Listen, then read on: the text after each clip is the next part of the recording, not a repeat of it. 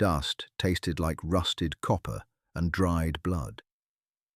At 3,500 yards, wind does not just push a heavy-caliber bullet, it physically shreds its trajectory. Down in the valley, a man who burned entire districts for sport was lining up prisoners by a bulldozed trench. He thought distance made him a god. He thought wrong. One trigger pull, 3 full seconds of flight time. This is what happens when a monster meets a woman who simply refuses to miss. 72 hours of eating your own dead skin does something to a human mind. Cora laid flat on her stomach, her face pressed against the rigid Kydex cheek rest of the customized .416 Barrett. The rock beneath her chest was jagged, radiating the accumulated heat of a sun that felt less like a celestial body and more like a hostile interrogation lamp. It was 114 degrees Fahrenheit in the shade of their netting. There was no breeze up here on the ridge, only the smell. It smelled of hot canvas, evaporating gun oil, and the sharp, sour sting of stale urine trapped in the plastic bags stuffed near their boots. This was the reality of the trident she wore buried in her gear. The movies never showed the flies. They never showed the way a bluebottle fly would land on your eyelid, its tiny legs scraping against your lashes, and the sheer agonizing willpower it took to not blink, to not twitch, because any sudden movement could catch the sun and reflect off the objective lens. Beside her, Hayes breathed in a slow, rhythmic hiss. He was her spotter. He smelled worse than she did. His ghillie suit was matted with dried mud and crushed sagebrush. He had his eye pressed to the spotting scope, his thumb resting lightly on the buttons of the Kestrel weather meter. "Mirage is boiling," Hayes whispered. His voice was a dry rasp, stripped of moisture. "Looks like water running uphill." Cora didn't answer immediately. Her throat was glued shut. She swallowed hard, feeling a dry click in her ears, and kept her right eye locked behind the glass of the Schmidt and Bender scope. Her left eye remained open, taking in the peripheral blur of the arid canyon. "I see it," she murmured. Her lips cracked. A tiny bead of blood welled up on her bottom lip, tasting metallic. She ignored it. She wasn't thinking about heroism. She wasn't thinking about the geopolitical ramifications of this operation. She was thinking about a cramp in her left calf that had been knotting and unknotting for the last 6 hours. She wanted to stretch her leg. If she shifted her hip even 2 inches to the right, she would drag her boot across the loose gravel. Down there, 2 miles away, no one would hear it. But a drone overhead might see the thermal signature shift. So, she let the muscle burn. She let it tear at itself until the pain became a dull, throbbing companion. Her finger rested alongside the trigger guard.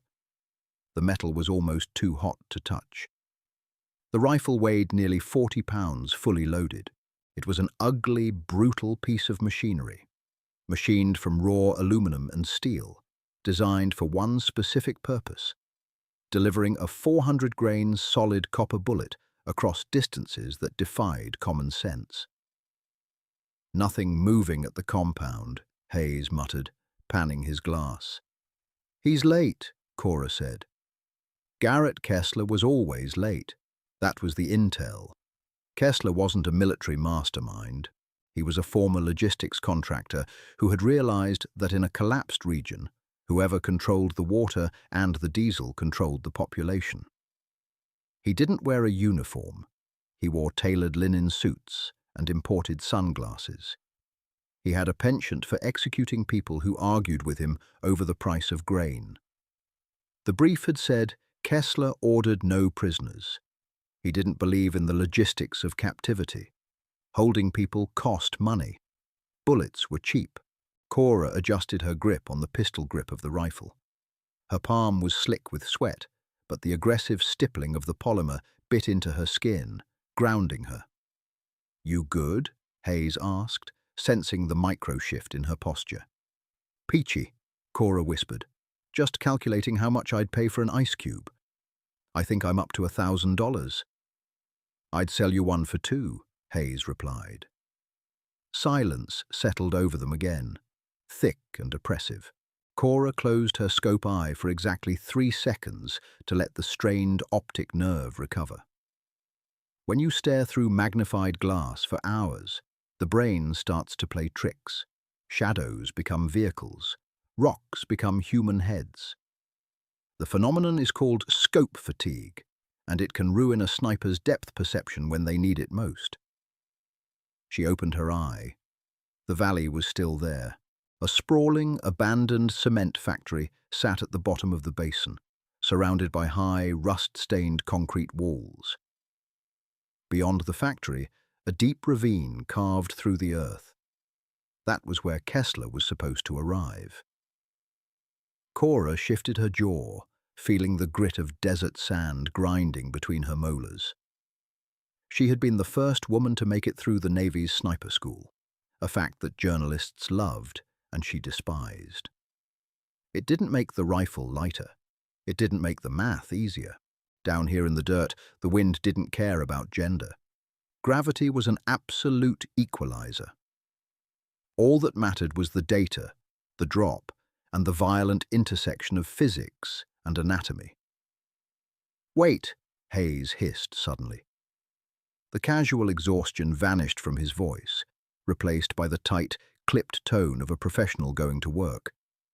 "Dust plume, South Road, 3 vehicles." Cora's heart gave a single, hard thump against her ribs, then settled into a slow, deliberate rhythm. She didn't let the adrenaline spike. Adrenaline caused tremors. Tremors caused misses. She exhaled, emptying her lungs, and dialed up the magnification on her scope. Through the wavering heat mirage, 3 dark shapes emerged from the grey-brown blur of the desert floor. Toyota Hiluxes, covered in dust. "I have them," Cora said. Her voice was flat, dead. The woman who had been joking about ice cubes was gone. Only the optic remained. The metal of the convoy's suspension groaned, a sound that carried faintly up the canyon walls, arriving seconds after the vehicles actually hit the potholes. Cora tracked the lead truck. The crosshairs of her reticle glided over the hood, the windshield, the cab. 2 technicals, 1 armored SUV in the center, Hayes called out, reading the situation through his high-powered spotting scope.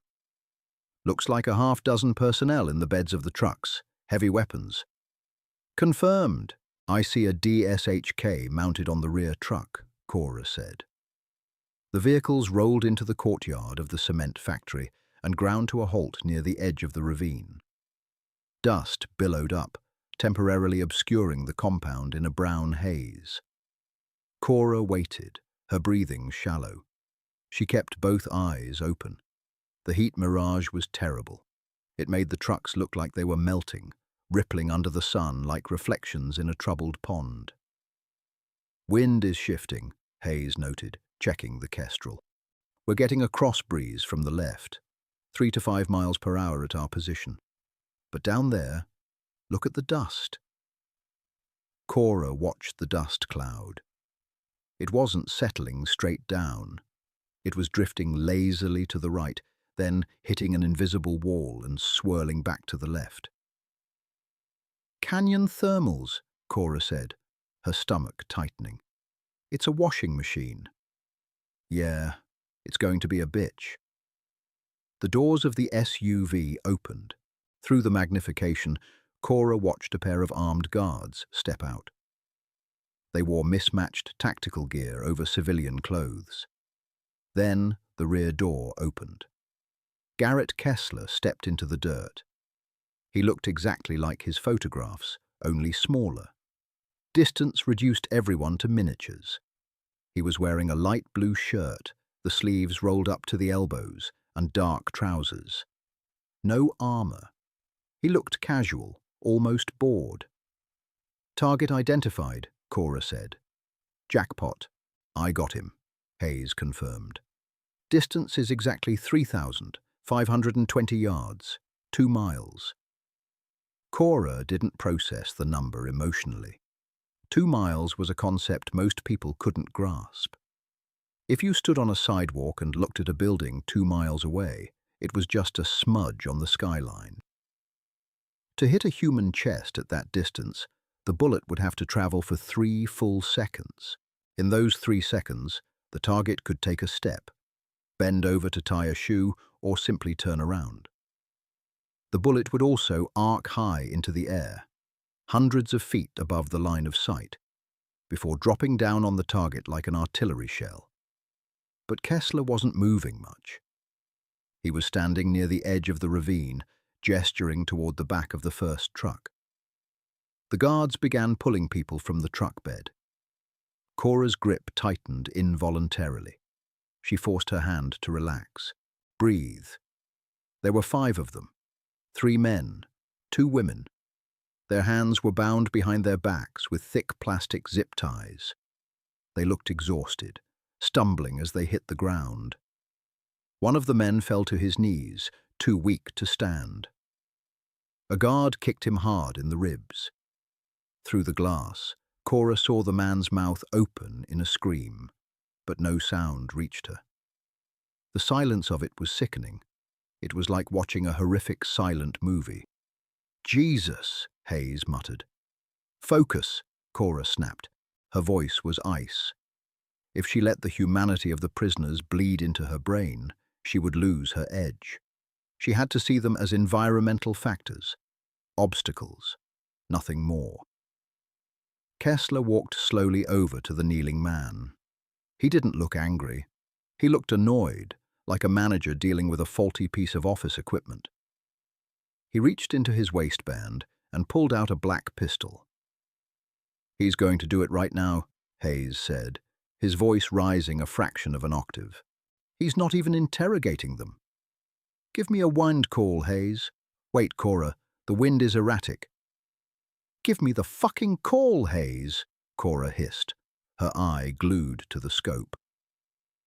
Down in the valley, Kessler pointed the pistol at the kneeling man's head.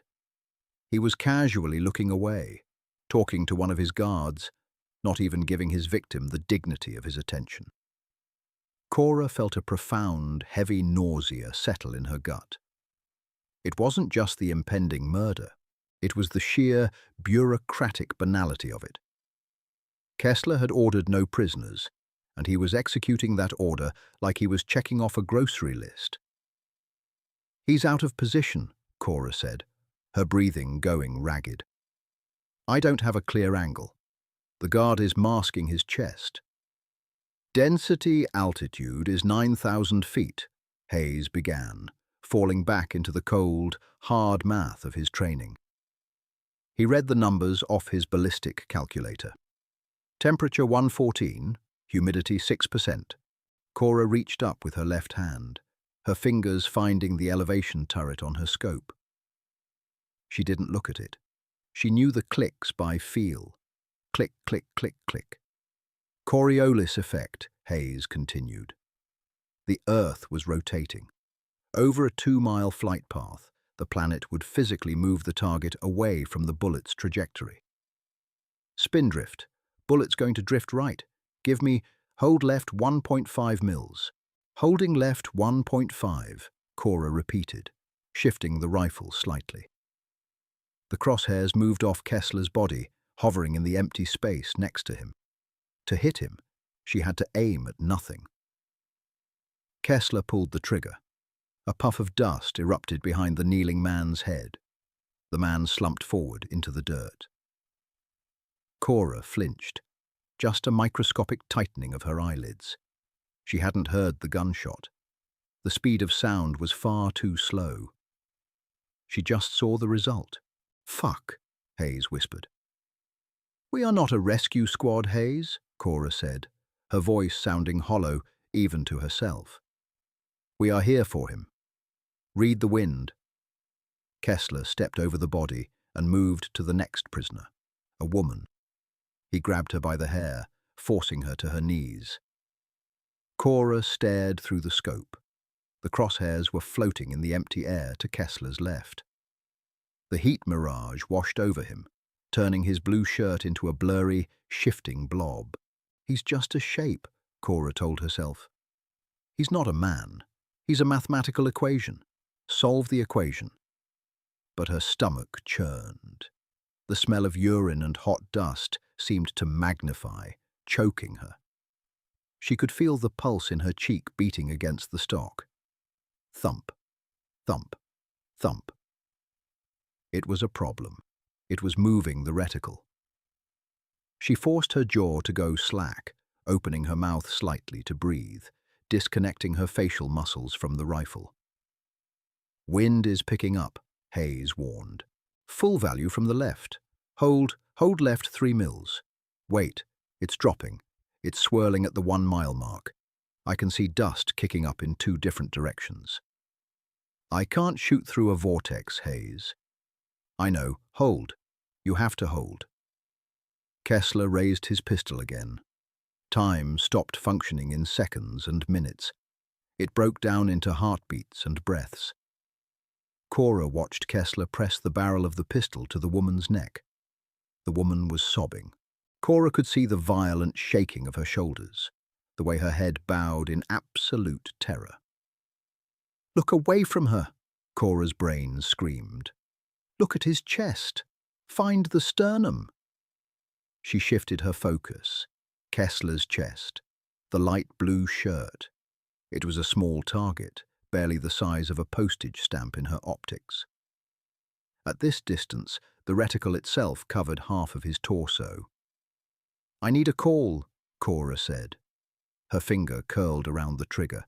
She found the first stage, pulling the slack out of the curved metal shoe until she hit the hard wall of the sear. 4 pounds of pressure separated her from ignition. "Wind is fighting itself," Hayes said. His voice was strained. He was staring through his spotting scope so hard, his eye was tearing up. "I've got a tailwind at our position, a crosswind at 1,000 yards, and a dead calm at the target. It's an impossible read, Cora." "Make it possible. If you miss, he's going to execute the rest of them and rabbit. We won't get a second shot." "I know." Kessler turned his head to yell something at one of the guards. He stepped away from the woman for a second, putting his hands on his hips. He was fully exposed. No guards masking him. "He's clear," Cora said. "Wait," Hayes commanded. "The mirage is lying down. The wind is dropping. It's dropping." Cora stared at the air. She looked for the subtle distortions, the way the heat waves rippled. Hayes was right. The violent boiling had smoothed out. The canyon was holding its breath. "Wind is flat," Hayes whispered, a note of disbelief in his voice. "It's flat all the way down. Hold dead center for wind, just elevation. Come up. Give me 42 mils of elevation." Cora reached for her turret. Click, click, click. She dialed it to the maximum, then held the rest over in her reticle. She was aiming so high above Kessler that he was at the very bottom edge of her glass. If she aimed any higher, she would be looking at the sky. "Elevation set," she breathed. "Send it," Hayes said. Cora didn't pull the trigger. She didn't yank it. She applied pressure, a slow, deliberate increase of force that bypassed her conscious mind. She let her lungs empty completely. The natural respiratory pause. That brief, 2-second window where the body is perfectly still, resting between the need for oxygen and the act of taking it. Her mind went completely blank. There was no warlord. There were no prisoners. There was no heat. There was only the pressure on the pad of her index finger. The rifle fired. It wasn't a crack. It was a concussive explosion that punched Cora in the chest, kicking the massive 40-pound rifle back into her shoulder with the force of a sledgehammer. The muzzle brake vented gases backward and sideways, kicking up a brutal storm of dust, grit, and small rocks that showered over her and Hayes. Cora's vision went white for a fraction of a second from the recoil. She instantly fought the rifle, forcing her shoulder forward, wrestling the heavy optic back onto the target to spot her own impact. "Round is away," Hayes called out. He had already clicked his stopwatch. 1, 2. The silence in the hide was absolute, deafening after the roar of the .416. Through the scope, the world was still normal. Kessler was still standing with his hands on his hips. The woman was still kneeling. The guards were still laughing. They hadn't heard the gunshot. The bullet was traveling at Mach 2.5, tearing through the atmosphere far above them. 3, Hayes counted. Cora watched Kessler. He turned back toward the kneeling woman, raising his pistol again. He opened his mouth to say something. At 3.2 seconds, physics arrived. The 400-grain solid copper bullet did not hit him like a punch. It hit him like a freight train. It struck Kessler dead center in the chest. At that distance, the bullet had lost much of its velocity, but its sheer mass was devastating. Through the glass, Cora saw Kessler's chest cave inward. His body was lifted off its feet, violently thrown backward against the hood of the armored SUV.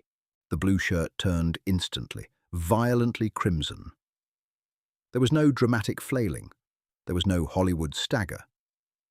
His nervous system was obliterated instantly.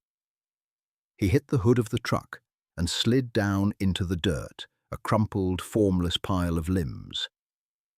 A split second later, the delayed sound of the impact, a wet, heavy thwack, echoed faintly up the canyon walls, followed immediately by the rolling thunder of the muzzle report that had finally crossed the 2-mile gap.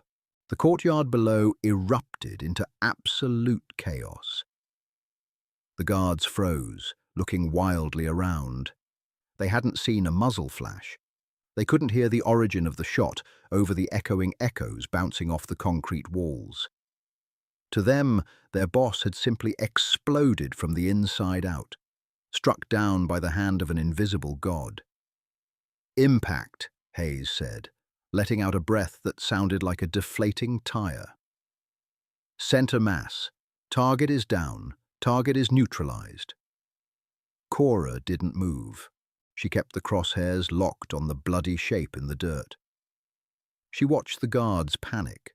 One of them began firing his AK-47 blindly into the hills, miles away from their actual position. Another grabbed the kneeling prisoners, throwing them into the back of the remaining truck, abandoning their dead leader in their desperation to flee. Cora slowly opened her left eye. The headache hit her then, a sharp, piercing spike behind her temples. The adrenaline that she had suppressed finally flooded her system, making her hands shake violently.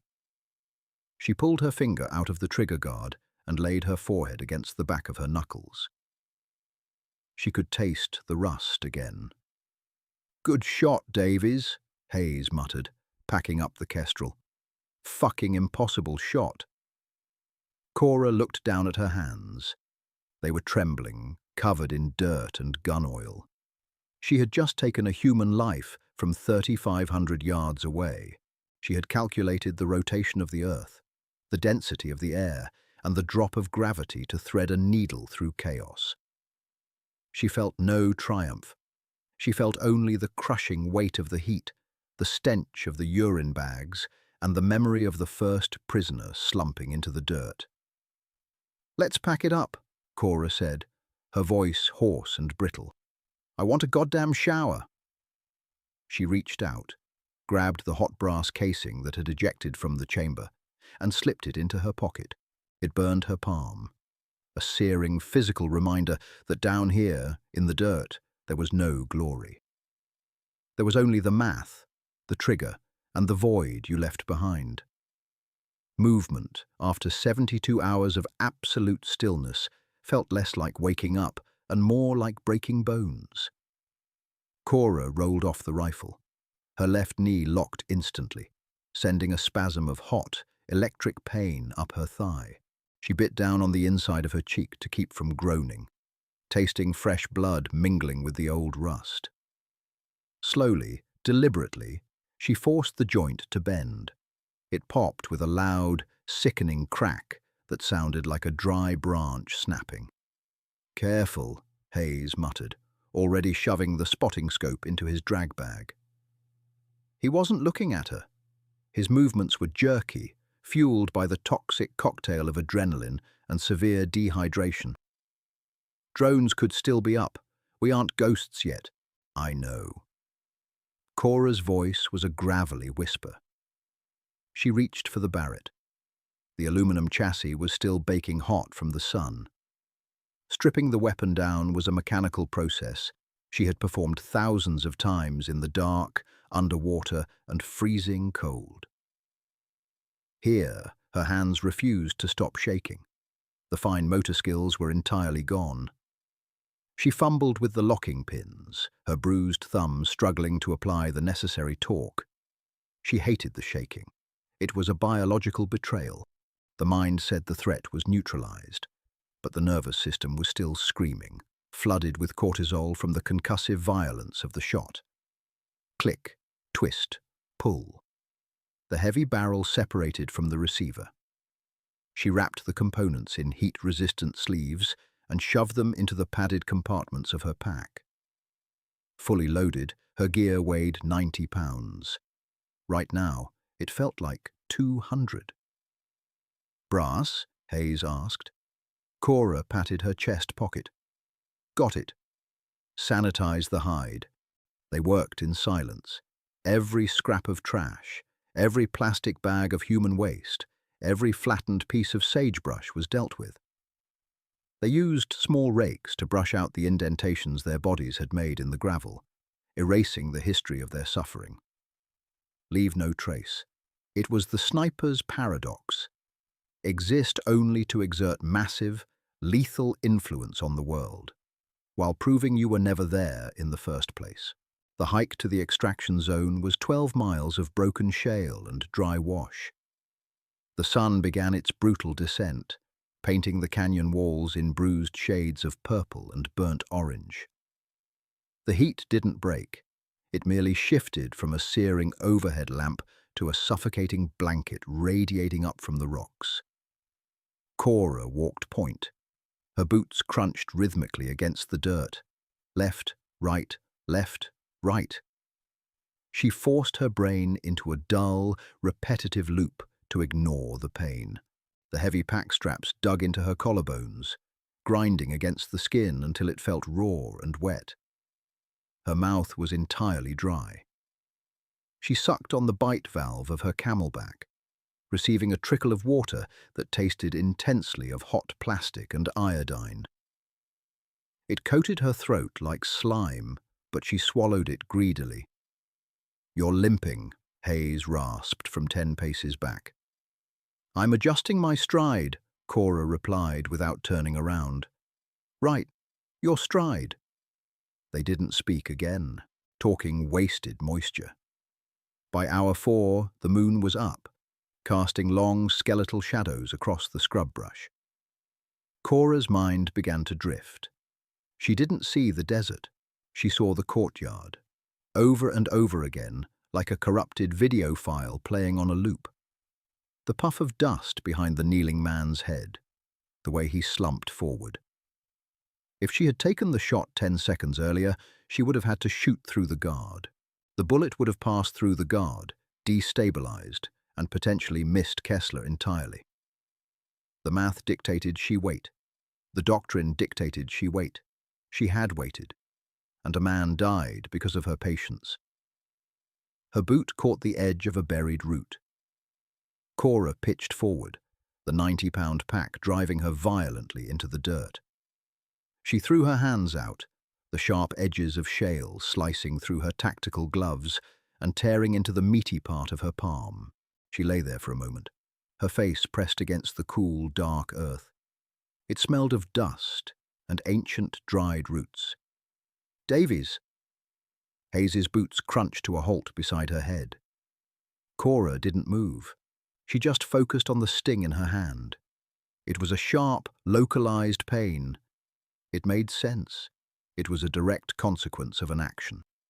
Falling equaled cutting. It was simple math, not like the math of a 2-mile shot. "I'm fine," she grunted, pushing herself up onto her knees. She spat a mouthful of grit onto the ground. "Just taking a tactical nap." Hayes reached down, gripping the drag handle on the back of her plate carrier, and hauled her to her feet with a grunt.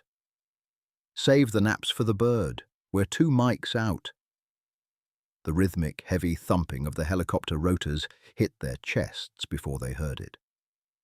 The Black Hawk came in low and fast, entirely blacked out, a predatory shadow against the stars. It flared aggressively, kicking up a blinding sandstorm as it hovered a foot off the deck. Cora threw her pack through the open side door and hauled herself up, collapsing onto the canvas jump seat. The crew chief, a faceless silhouette behind a night vision visor, slapped her shoulder and signaled the pilots. The bird banked hard, pulling G-forces that pressed Cora deep into her seat. The cabin smelled overwhelmingly of JP-8 jet fuel, hot hydraulic fluid, and hydraulic grease. It was the perfume of going home. She looked over at Hayes. He was already asleep, his chin resting on his chest, his mouth hanging open. Cora couldn't sleep. She stared out the open door at the black void of the desert dropping away beneath them.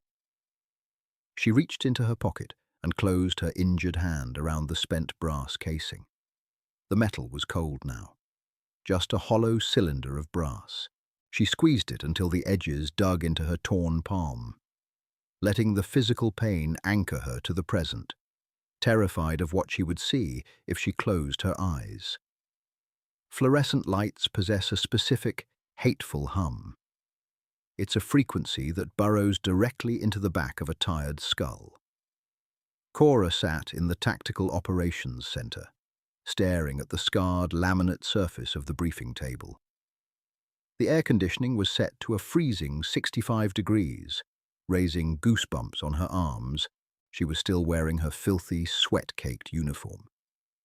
The contrast between the sterile, high-tech environment of the FOB and the dirt still crusted under her fingernails made her feel like a stray animal dragged into a laboratory. Commander Reed stood at the head of the table, leaning over a glowing digital map. He was a man who ironed his utility uniforms. He smelled faintly of expensive aftershave and stale coffee. "The drone footage confirmed it," Reed said, his voice carrying the obnoxious timbre of a man who just won a bet. He tapped a stylus against the screen. "Target is deceased. Kessler's network is already fracturing. Comms chatter is through the roof. They think we hit him with a Hellfire missile." He looked up at Cora, his eyes wide with a mixture of awe and bureaucratic calculation. 3,520 yards, Davies. Do you realize what that means?" Cora stared at the styrofoam cup in her hands. She dragged her thumbnail along the rim, pressing small indentations into the soft white material. "It means I held 42 mils of elevation, sir," she said flatly. Reed chuckled. It was a hollow, uncomfortable sound. "Always the technician. Command is already drafting the paperwork. This is going to be a textbook case at the schoolhouse. Longest confirmed combat kill in naval special warfare history. You shattered the record." Cora stopped tearing at the cup. She looked up at Reed. Her eyes felt like they were full of crushed glass. "He executed one of the prisoners, sir." Reed's smile faltered, replaced by a practiced look of solemnity. "We saw the feed. Unavoidable, unfortunately. We couldn't authorize a kinetic strike with the hostages there. Your shot caused them to scatter. The remaining 4 prisoners managed to escape into the ravine during the chaos. Local friendlies recovered them an hour ago. You saved 4 lives today, Chief. 4 out of 5. An 80% success rate. In a spreadsheet, it looked like a victory. "Yes, sir," Cora said, her voice entirely devoid of inflection. "Go get some rest, Davies. You look like hell. Write up your after-action report tomorrow. Drink a beer. Celebrate. You earned it." Cora stood up. Her knees screamed in protest, but she kept her face completely blank. "Understood, sir." The walk from the TOC to the showers was a blur of concrete hallways and roaring generators. She didn't look at anyone. She felt the stares of the support staff, the whispers as she passed. The rumor of the 2-mile shot had already spread through the base like a virus. They were looking at her like she was a weapon, a magic bullet, something completely divorced from humanity. The shower room was empty. It smelled heavily of industrial bleach and mildew. Cora peeled off her gear. It took 10 minutes. The Velcro fasteners sounded aggressively loud in the echoing tile room.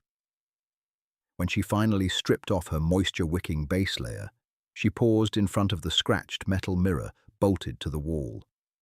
Her right shoulder was entirely blackened. The recoil pad of the .416 had driven into her clavicle with thousands of pounds of force.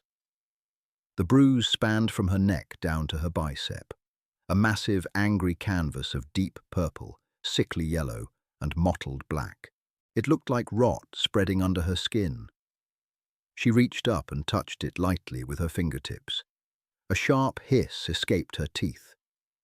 She stepped under the showerhead and cranked the handle all the way to hot.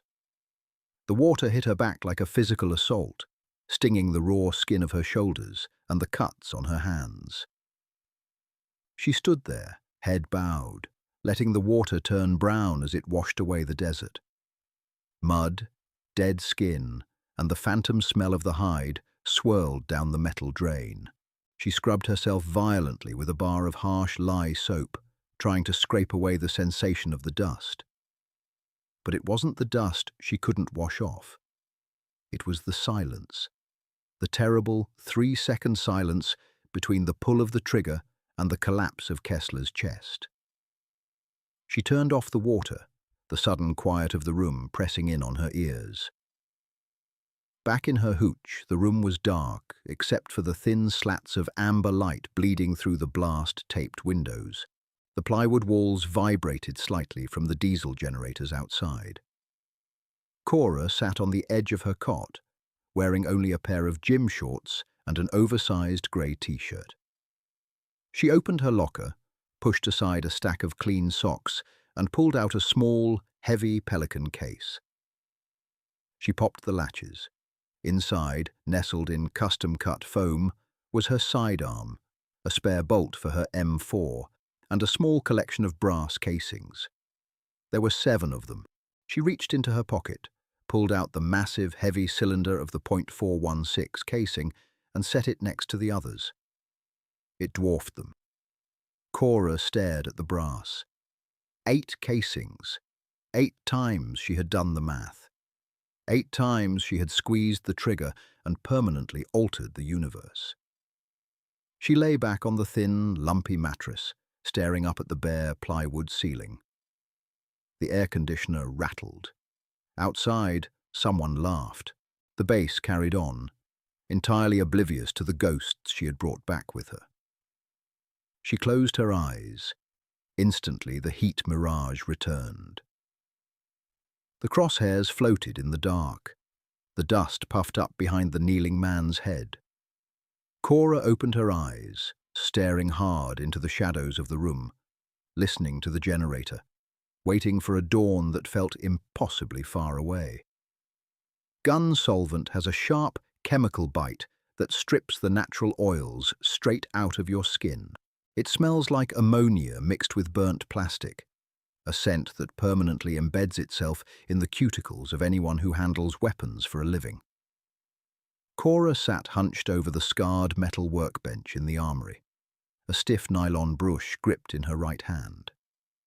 The .416 Barrett lay completely disassembled on a rubber mat before her, reduced from an instrument of long-range devastation to a collection of inert steel, springs, and aluminum. She soaked a square cotton patch in Hopper's number 9, threaded it through the brass eyelet of the cleaning rod, and pushed it down the massive bore of the 32-inch barrel. It met heavy resistance. The copper fouling from the massive 400-grain projectile had baked itself into the rifling grooves. She leaned her weight into the rod, forcing it through. When the patch popped out the muzzle brake, it was completely black, smeared with carbon and tiny glittering flakes of unburnt powder. You're going to scrub the rifling right out of that thing if you keep pushing that hard. Cora didn't look up. Miller, the base armorer, was standing behind the wire mesh cage of the issue counter, wiping down an M4 with a rag. He was a man who spoke almost exclusively in ballistic coefficients and torque specs. "Just getting the grit out," Cora muttered. Her voice sounded thin, worn down to the studs. "I heard about the shot," Miller said. He didn't say it with awe. He said it the way a mechanic talks about a transmission successfully rebuilt under pressure. 3,500. That pushes the absolute transonic boundary of the copper solids we issue. You must have had a tailwind lifting the arc. Something like that. She pulled the rod back out, the empty eyelet scraping faintly against the chamber. The physical repetition of cleaning the rifle was supposed to be grounding, a post-operation ritual to separate the killing from the living. Usually it worked. You clean the gun, you put it in the rack, you go eat something hot, and you sleep. But today the ritual felt defective. The metallic clinking of the bolt carrier group didn't soothe her. It just reminded her of the heavy thwack of the impact echoing up the canyon walls. Cora dropped the cleaning rod and pinched the bridge of her nose. Her fingers were stained grey. "You need to go see Jensen," Miller noted, watching her wince as she rotated her right shoulder.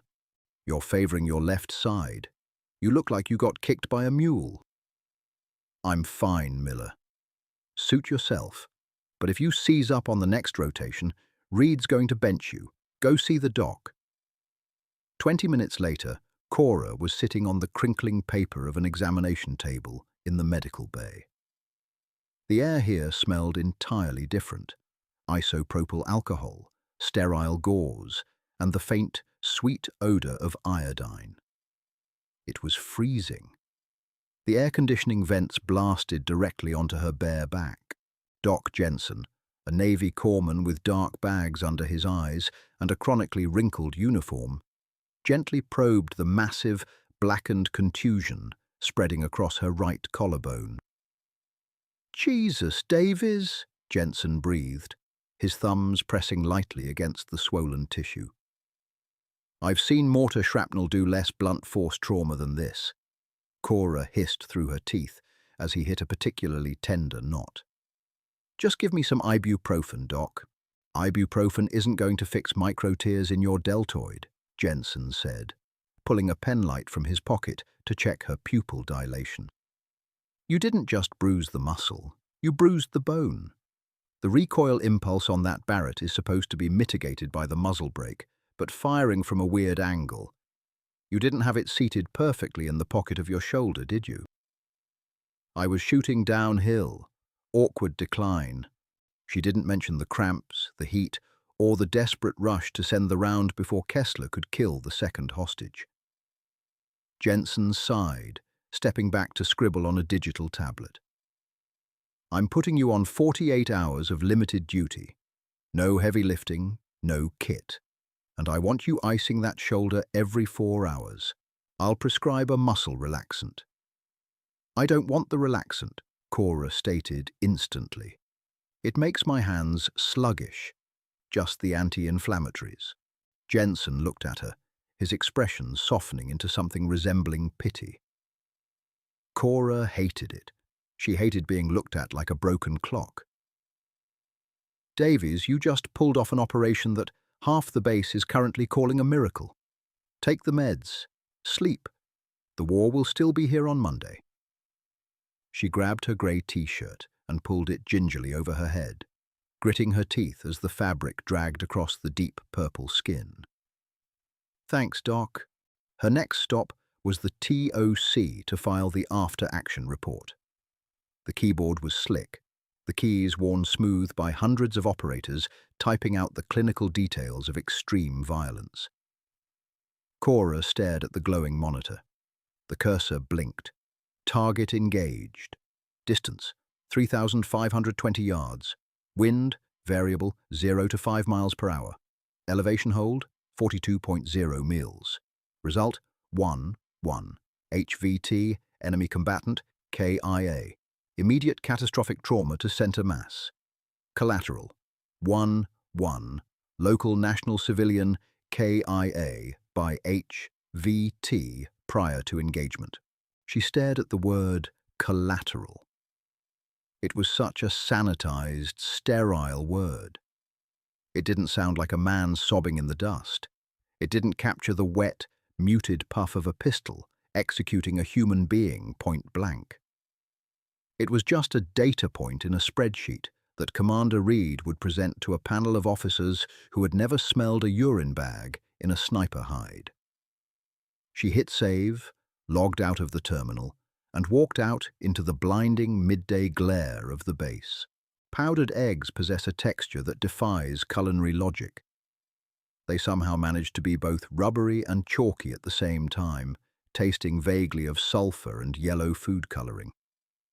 Cora sat alone at a metal table in the corner of the chow hall, mechanically pushing a pale lump of eggs around her plastic tray with a spork.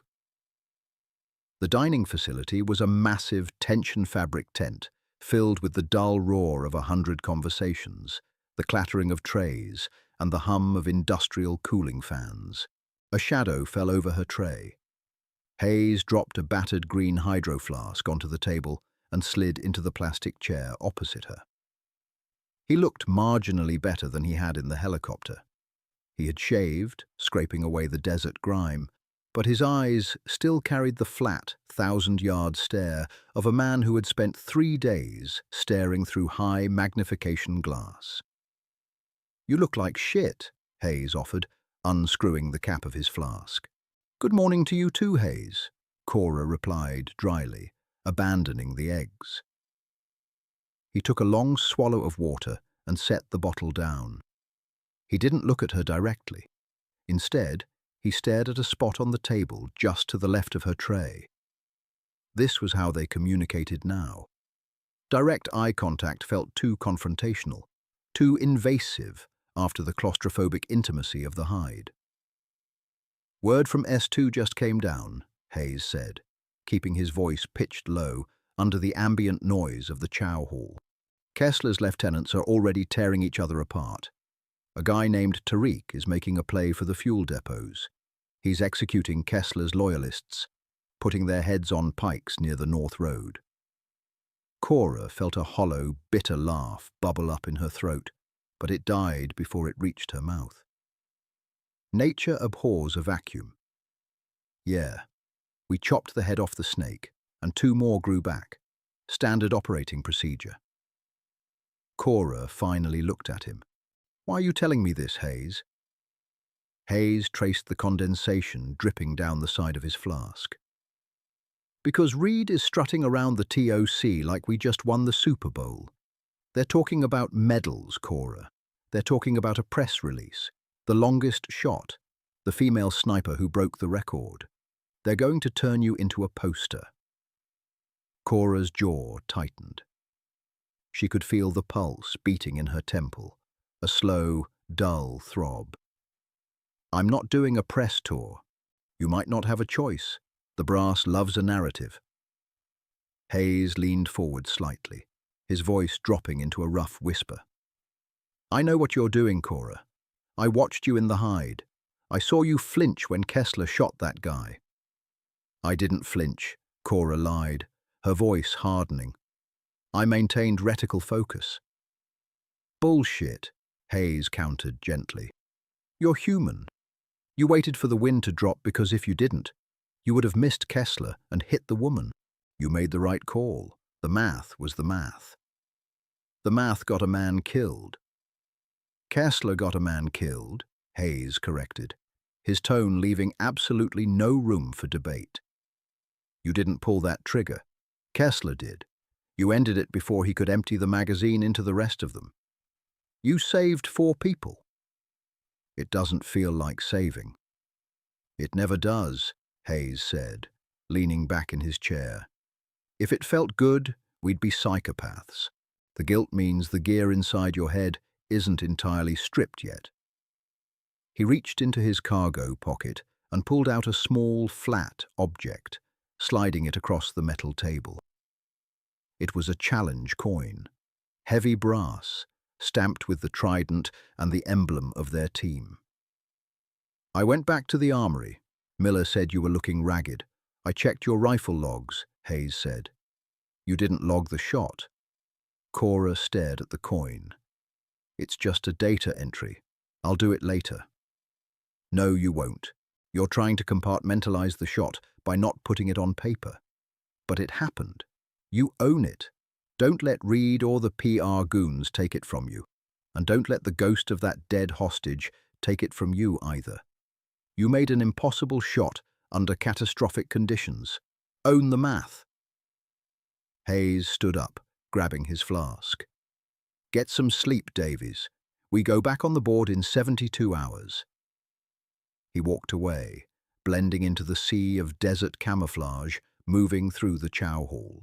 Cora sat alone with the challenge coin and the cold, rubbery eggs. She reached out and placed her left hand over the coin. The metal was cool. She thought about the spent casing sitting in her locker. She thought about Tariq, the new warlord, currently putting heads on pikes, stepping neatly into the bloody footprints Kessler had left behind. Nothing had been solved. The machine simply reset itself, demanding fresh data, new wind calls, and more brass. Cora pushed her chair back, the metal legs scraping loudly against the concrete floor. She ignored the stabbing pain in her right shoulder. She didn't head toward her hooch to sleep. Instead, she turned her boots toward the outdoor test range at the edge of the wire. She needed to smell the cordite. She needed the violent, concussive reality of a trigger break. She needed to feel the recoil push back against her bruised flesh, reminding her that she was still here, still tethered to the physical world, and still trapped in the endless, heavy gravity of the descent. Heat radiated from the corrugated steel roof of the firing line, baking the concrete pad below until it smelled of curing cement and hot copper. Gunfire is not a sound you hear. It is a physical pressure you absorb. Cora stood at lane 4, a pair of foam plugs jammed deep into her ear canals and heavy electronic muffs clamped over her head. She had checked out an SR-25 from the armory, a semi-automatic 7.62mm rifle. It was a fraction of the weight of the Barrett, but it was still a battle rifle. She slammed a 20-round magazine of match-grade ammunition into the magwell. The metallic clack vibrated up her forearm. She hit the bolt release. The heavy steel bolt slammed forward, stripping a brass cartridge from the magazine and chambering it with a harsh, mechanical finality. Her right shoulder throbbed aggressively in protest, just from holding the weapon up. The bruised, torn muscle fibers screamed as she pulled the stock firmly into the pocket of her collarbone. Fight it, she told herself. Own the math. She leaned into the optic, dropping her cheek onto the stock. The crosshairs floated over a battered steel silhouette, target 200 yards downrange. The steel was painted white, but the center was entirely grey, pockmarked by thousands of high-velocity impacts. Cora exhaled, letting her lungs empty. She found the natural respiratory pause. Her finger found the trigger shoe. She squeezed. The rifle barked. The recoil was drastically less than the 416, but driving the hard plastic buttstock directly into her bruised clavicle sent a shockwave of blinding electric agony straight up her neck and into her jaw. Cora flinched. Hard. Downrange, a puff of dirt exploded 3 feet to the left of the steel target. A complete, humiliating miss at a distance she could normally hit blindfolded. She lowered the rifle, her vision swimming with black spots. Nausea twisted her stomach into a tight, hard knot. She tasted bile at the back of her throat and swallowed it down violently. Her right hand was shaking so badly she could barely keep her grip on the pistol grip. "Flinching is a biological failsafe," a voice said over the electronic microphones of her headset. Cora turned her head. Master Chief Brody, the range safety officer, was standing a few feet away. He was an older SEAL, his face weathered like old saddle leather, sporting a greying beard that blatantly violated grooming standards. He was holding a clipboard, but he wasn't looking at it. He was looking at her shoulder. "I pulled it," Cora muttered, her voice raspy. "You didn't pull it, Davies. Your central nervous system rejected the input," Brody said, stepping closer. He smelled of chewing tobacco and burnt carbon. "Your brain knows that shoulder is meat. It's anticipating the pain, so it's overriding your trigger control to protect the skeleton. It's called survival." "I don't need a biology lesson, Master Chief. I need a tight group." Cora raised the rifle again, forcing the stock back into the agonizing pocket of bruised flesh. Tears involuntarily pricked the corners of her eyes. "Put the gun down, Cora." Brody's voice wasn't an order. It was an observation of a physical limit. "I missed," she snarled through gritted teeth, her finger resting on the trigger. "I don't miss." "You made the longest confirmed shot in the history of the teams 36 hours ago," Brody replied calmly. "You practically bent the curvature of the earth to put a copper solid through a Warlord's sternum. And right now, you can't hit a steel plate at 200 yards because your body is broken. Both of those things are true at the same time." Cora held the sight picture for 3 agonizing seconds. The crosshairs wavered violently, bouncing across the white steel target like a frantic heartbeat. The pain in her shoulder was becoming a sickening, deep tissue burn. Slowly, she engaged the safety. Click. She lowered the muzzle to the concrete deck and let out a long, ragged breath.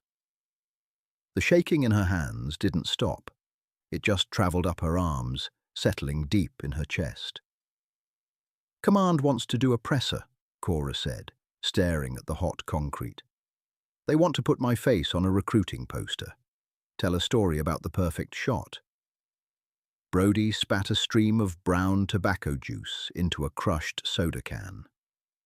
"Command wants funding, Davies. Heroes get funding. Dead warlords get funding. They don't care about the win call, and they sure as hell don't care about the hostage that caught a bullet while you were waiting for the mirage to clear." Cora's head snapped up. "How did you know about the hostage?" "I've been in this community a long time," Brody said, his eyes flattening out, losing their casual warmth. "When a sniper of your caliber waits that long on a stationary target, it means the shot wasn't clean. It means there was collateral in the way. I read between the lines of Reed's shiny after-action report." He stepped up to the bench and tapped the cold steel barrel of her SR-25. "The shot was perfect, Davies. The situation was a nightmare. Do not confuse the two. You executed your job flawlessly in an environment that demanded a blood sacrifice. You didn't pull Kessler's trigger. You only pulled yours." Cora looked down at her battered hands. The cuts on her palms from the shale were beginning to scab over, pulling the skin tight and itchy. "It feels like a ledger," she whispered. "Like I traded one life for another. Just numbers on a page." "That's exactly what it is," Brody said softly. "It's a butcher's bill. We just wear nicer uniforms. Go log your weapon, Davies. Get some sleep. The range will be here tomorrow." Cora didn't argue. She popped the magazine out, cleared the chamber, and watched the live round eject onto the concrete with a dull ping. She picked it up, her fingers numb, and walked back toward the armory.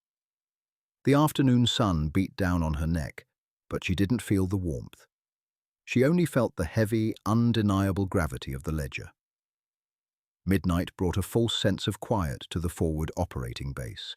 The heavy diesel generators still hummed, a constant low-frequency vibration that rattled the plywood walls of the hooch.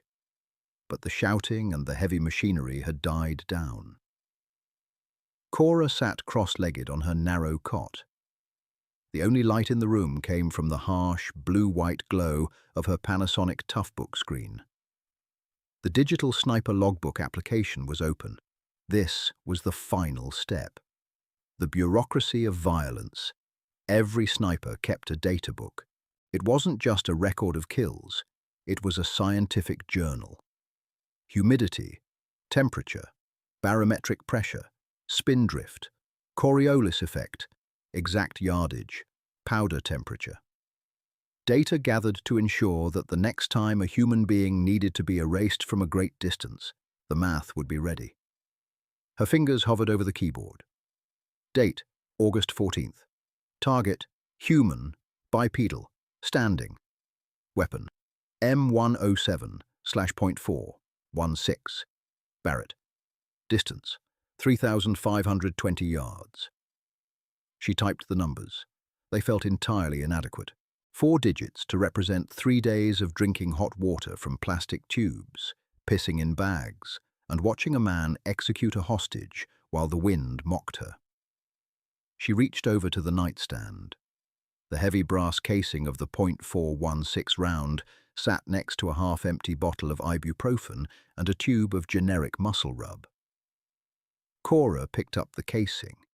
It was massive, nearly 3 inches long, the bottleneck design aggressive and utilitarian. She turned it over in her fingers. The primer at the base was dented, the exact spot where the firing pin had struck, initiating the violent chemical reaction that sent the copper solid flying across the valley. She thought about Tariq, the new warlord. Hayes had said Tariq was already putting heads on pikes. By next month, Tariq would control the water. By next year, the Navy would send another team into the dirt to find a hide, calculate the wind, and sever Tariq's spine from a mile away. Then another Tariq would rise. The machine was completely blind. It only knew how to consume data and produce brass. Cora rolled her right shoulder. The sharp, tearing pain was settling into a dull, agonizing ache. Doc Jensen was right. She was going to be grounded for at least a week. Her body had violently rejected the trauma she had subjected it to. She looked back at the screen. There was a section at the bottom of the log entry labeled Operator Notes. It was usually reserved for comments on strange mirage behaviors or ammunition batch inconsistencies. Cora placed her fingers on the keys. She didn't type about the wind. Target neutralized. Hostage casualty occurred prior to engagement due to necessary hold for environmental variables. The math was correct. The timing was fatal. She stopped. She read the words back to herself. They were cold. They were clinical. They were exactly what the Navy wanted. She highlighted the text and hit backspace, deleting it all. Instead, she typed one sentence. Distance, 3,520 yards. No mirage. Center mass. She clicked Save. The database synced, locking the numbers away into a classified server housed thousands of miles away. The record was set. The narrative was secured. Commander Reed would get his medals. The schoolhouse would get their new ballistic tables. And the PR department would draft a sterile, sanitized story about a ghost in the desert. Cora closed the laptop, plunging the room into absolute darkness. She lay back on the cot, pulling the thin, scratchy wool blanket up to her chest. She kept the massive brass casing gripped tightly in her left hand, feeling the rough edge of the extracted rim. Outside, the wind began to howl, scraping coarse sand against the corrugated metal roof of the hooch. It sounded like static. It sounded like the desert trying to bury them all. Cora closed her eyes. She didn't pray for peace. She didn't pray for forgiveness. She just lay there in the dark, clutching the empty brass, and waited for the adrenaline to finally let her sleep. War isn't Hollywood. It's math, dirt, and the heavy weight of impossible choices. If Cora's 2-mile shot and the brutal reality of the sniper's ledger gripped you, hit that like button and share this story with someone who appreciates grounded, gritty military realism.